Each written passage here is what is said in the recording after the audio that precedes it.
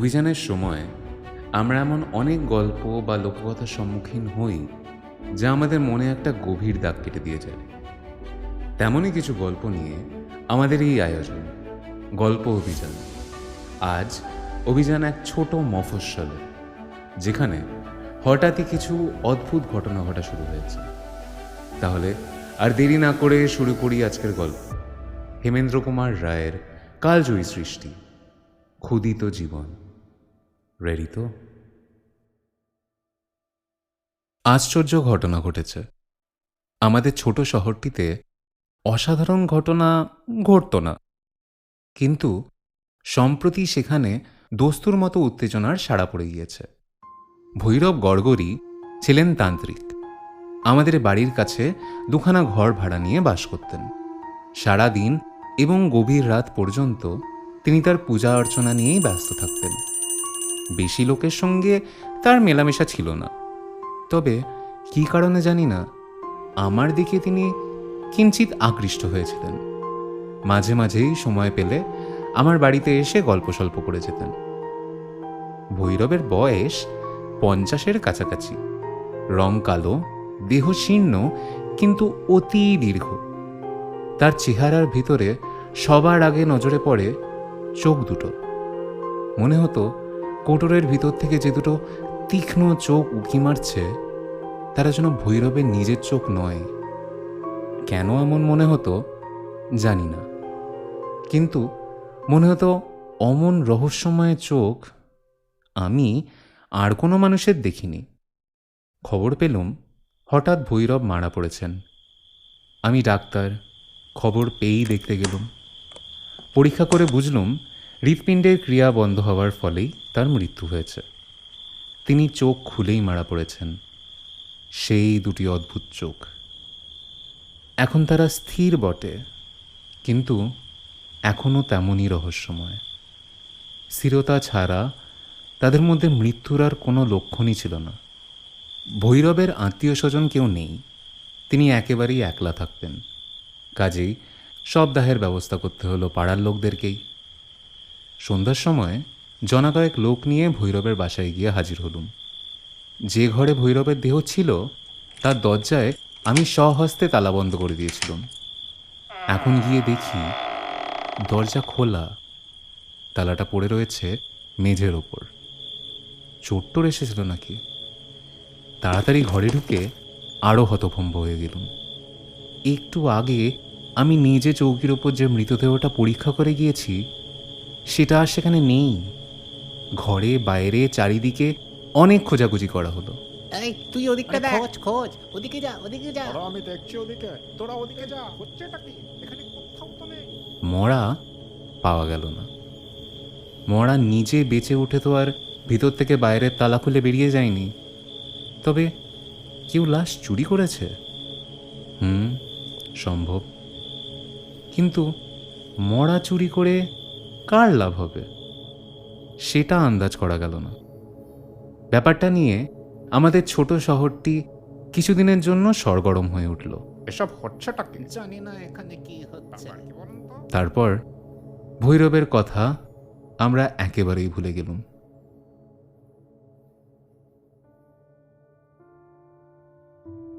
তিন বছর পরের কথা। দেশে আবার চাঞ্চল্যের সৃষ্টি হয়েছে। নানা লোকের হাঁস, মুরগি, ছাগল, বিড়াল, কুকুর, এমনকি গরু মোষ পর্যন্ত চুরি যেতে লাগলো। পুলিশে খবর দিয়েও কোনো কিনারা হলো না। কারা চুরি করে এবং এত জন্তু যেন আর লুকিয়েই বা রাখছে কোথায়, কেউ তা আবিষ্কার করতে পারলে না। গৃহস্থরা জ্বালাতন হয়ে উঠল। গরু মোষ প্রভৃতি মূল্যবান জন্তু, কিন্তু বিড়াল ও দেশি কুকুরও যে অদৃশ্য হচ্ছে, এই বা কিরকম রহস্য? বিড়াল কুকুর নিয়ে চোর কি করবে? অনেক মাথা খাটিয়েও এই অদ্ভুত নির্বুদ্ধিতার অর্থ বুঝতে পারলুম না। সেদিন একটু বেশি রাত পর্যন্ত বসে বই পড়ছিলুম। বাইরে ক্ষীণ চাঁদের অস্পষ্ট আলো। বাগান থেকে শোনা যাচ্ছে একটানা বিড়ালের ম্যাও ম্যাও ডাক। খানিক পরেই বিড়ালটা হঠাৎ খুব জোরে আর্তনাদ করেই একেবারে চুপ মেরে গেল। চোরের উৎপাতে মনটা সংদিগ্ধ হয়েই ছিল। কোথাও ছায়া নড়লেই চোর দেখি। বিড়ালটা তীব্র চিৎকারে চমকে বাইরের দিকে তাকিয়ে মনে হলো একটা মূর্তি দৌড়ে ঝুপসি বটগাছের তলায় গিয়ে অন্ধকারে দিল গা ঢাকা। ওই কি চোর? নইলে পালাবে কেন? তাড়াতাড়ি ঘরের কোণ থেকে একগাছা লাঠি তুলে নিয়ে আমিও বেরিয়ে বটগাছের দিকে ছুটে গেলুম। এতদিন পর বোধহয় চোরকে হাতে পেয়েছি। বটগাছের তলায় ঘুটঘুটা অন্ধকার। এক জায়গায় কি যেন চকচক করছে। চোরের চোখ নাকি? হাঁকলুম, কে তুমি? কিন্তু চোখই হোক আর যাই হোক, আরও বেশি চকচক করে উঠল। লাঠিগাছা বাগিয়ে ধরে সাবধানে এগোতে লাগলুম। তখনই শুনলুম হিংস্র বন্য জন্তুর মতন কণ্ঠে কার একটা ক্রুদ্ধ গর্জন। কে বলে উঠল, আরে কেউ না ডাক্তার, সেই গেট চলে যাও। আমায় চেনে দেখছি। আবার জিজ্ঞাসা করলুম, কে তুমি? আমি ক্ষুধার্ত, আমার অন্য পরিচয় নেই। তুমি আলোয় বেরিয়ে এসো, আমি তোমাকে দেখতে চাই। আমাকে দেখার চেষ্টা করো না, আমি হচ্ছি সাক্ষাৎ মৃত্যু। পালিয়ে যাও ডাক্তার, পালিয়ে যাও। আর শোনো, রাত্রে আর কখনো বাইরে বেরিও না, ভয় পাবে, বিপদে পড়বে। আমার ভয়ে দেখানো হচ্ছে। দাঁড়াও, তোমার চালাকি বার করছি এক্ষুনি। আমার উচ্চ চিৎকারে চারিধার থেকে লোক ছুটে এলো। সকলেরই মুখে এক প্রশ্ন, ব্যাপার কি? কি হয়েছে ডাক্তার বাবু? ডাক্তার হলোটা কি? ব্যাপার কি রে, হলো কি? চোর ধরেছি, ওইখানে লুকিয়ে আছে। সকলে চারদিক থেকে গাছটাকে ঘিরে ফেললে। আলো এলো। চোর চোর চোর চোর চোর! এই গাছটাকে ঘেরুন, গাছটাকে ঘেরুন, গাছটাকে ঘের। আরে ওই দিকে যান না, আরে ওই দিকে যান, পালানোর পথ নাই। কিন্তু গাছের তলায় কেউ নেই। এই কোথায় চোর? গাছের নিচ তো কেউ নেই। কেবল দূর থেকে ভেসে এলো একটা বিকট ও সুদীর্ঘ অট্টহাসির শব্দ। সে হাসিও যেন ক্ষুধার্ত, শিউরে উঠতে হয়। কে এই লোক? চোর নাকি অন্য কেউ? ও যা বললে তার অর্থই বা কি? ও ক্ষুধার্ত বলে আত্মপরিচয় দিলে কেন? আমাকে রাত্রে পথে বেরুতে মানা করলে কেন?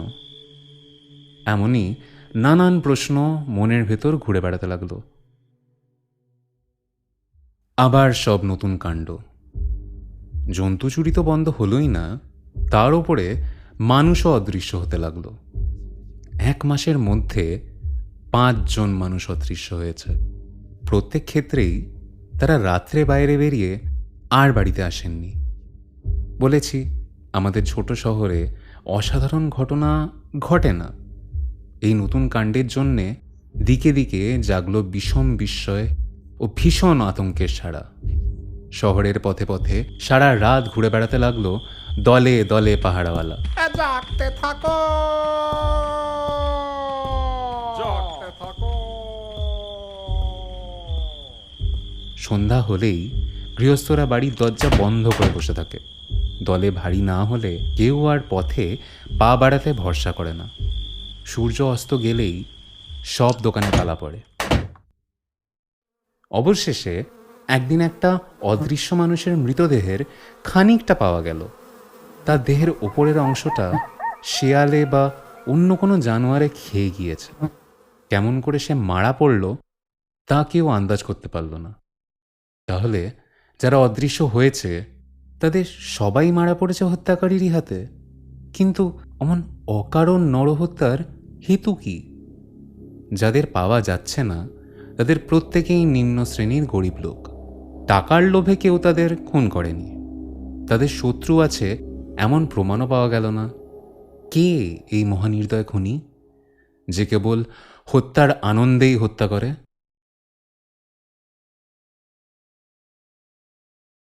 ডাক্তার মানুষ, রাত্রে প্রায় আমাকে রোগী দেখতে যেতে হয়।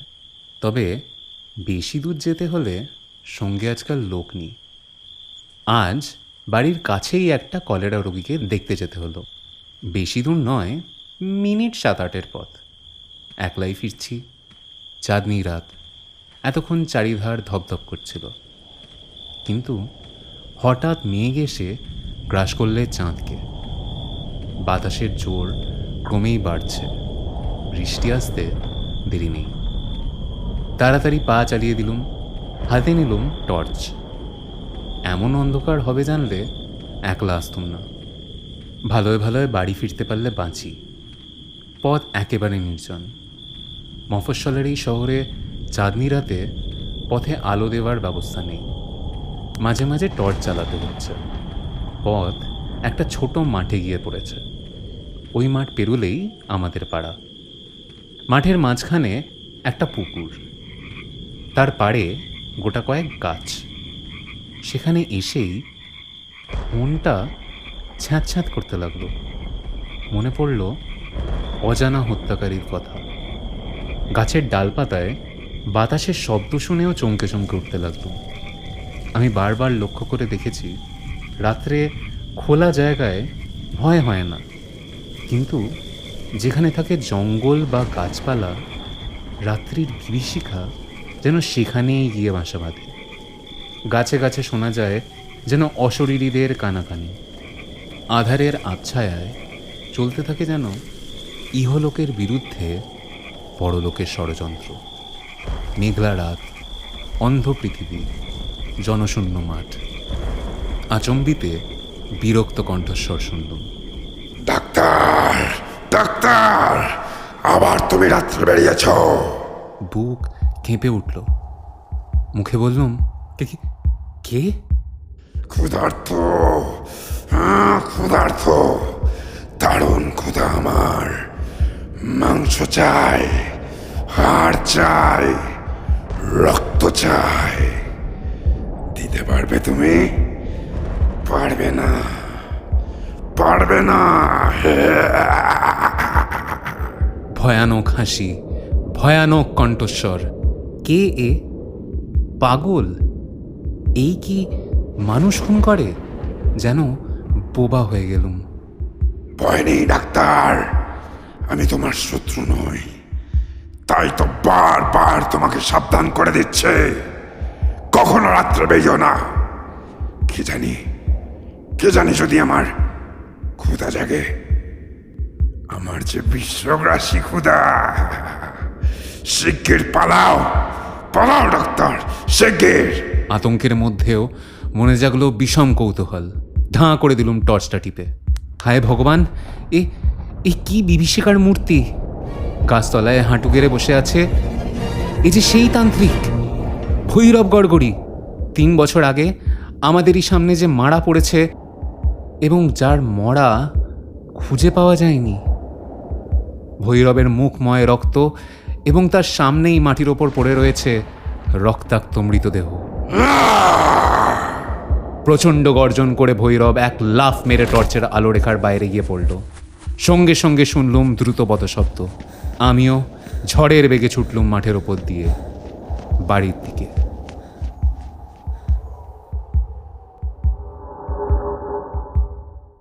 শুনছিলেন হেমেন্দ্র কুমার রায়ের রহস্য এবং রোমাঞ্চে মরা ক্ষুদিত জীবন। কথক ডাক্তার ভৈরব এবং বাকি অন্যান্য চরিত্রে আমি আপনাদের গল্প বলিয়ে সায়ন। পর্ব পরিচালনা, ধ্বনি পরিকল্পনা ও আবহ সঙ্গীতে আবারও আমি সায়ন। অ্যান্ড ফাইনালি থাম্বনেল ডিজাইনে আমাদের গুগল বাবাজি জেমিনাই। তাহলে কেমন লাগলো আজকের গল্প? যদি ভালো লেগে থাকে তাহলে একটু লাইক, কমেন্ট এবং শেয়ার করবেন প্লিজ। আর যদি অলরেডি সাবস্ক্রাইব না হন তাহলে সাবস্ক্রাইব করে সঙ্গে থাকবেন। পরের সপ্তাহে আবারও ফিরছি নতুন একটা অভিযানের অদ্ভুত গল্প নিয়ে। ততক্ষণ ভালো থাকবেন, সাবধানে থাকবেন।